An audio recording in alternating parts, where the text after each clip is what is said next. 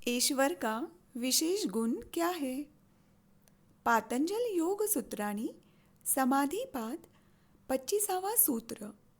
तत्र निरतिशयम सर्वज्ञ बीजम मीन्स उस ईश्वर में सर्वज्ञता का अद्वितीय और सर्वोच्च बीज है।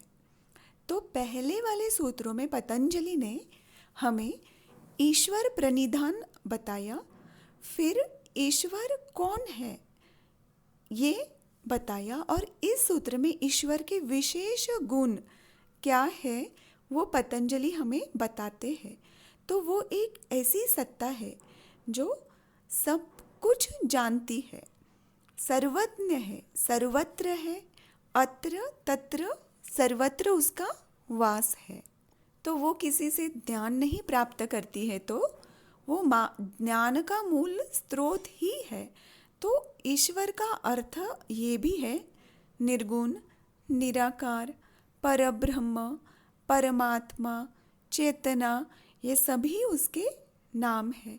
तो वह जो शक्ति है ना कुछ बनाती है ना बिगाड़ती है, इसलिए उसे कहा गया है कि बीज रूप में वो हमेशा रहती है, क्योंकि वो कुछ स्वयं नहीं करती है। बट जब हम उसकी भक्ति करते हैं, उपासना करते हैं, साधना करते हैं, तो चित्त को साधन बनाकर उस बीज का वृक्ष उत्पन्न हो सकता है।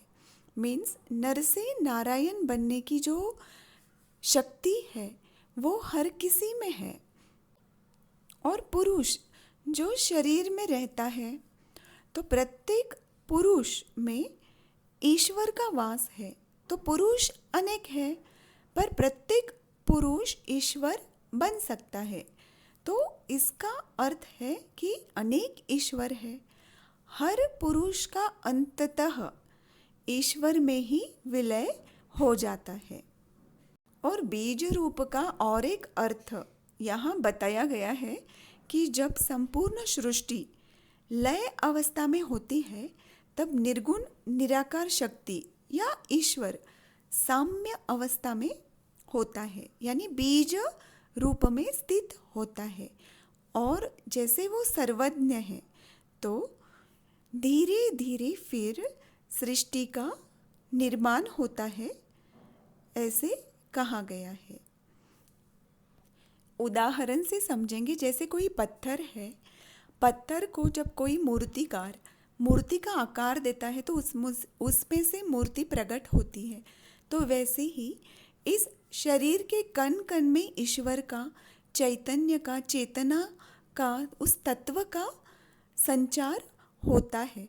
पर जब हम साधना करते हैं, तो ध्यान, साधना, योग अभ्यास के माध्यम से इस शरीर में ईश्वर तत्व कण कण में जागृत हो जाता है, अनुभव होता है। तो शरीर, ईश्वर, चेतना, आत्मा सभी एक ही है, ऐसा अनुभव होता है। धन्यवाद।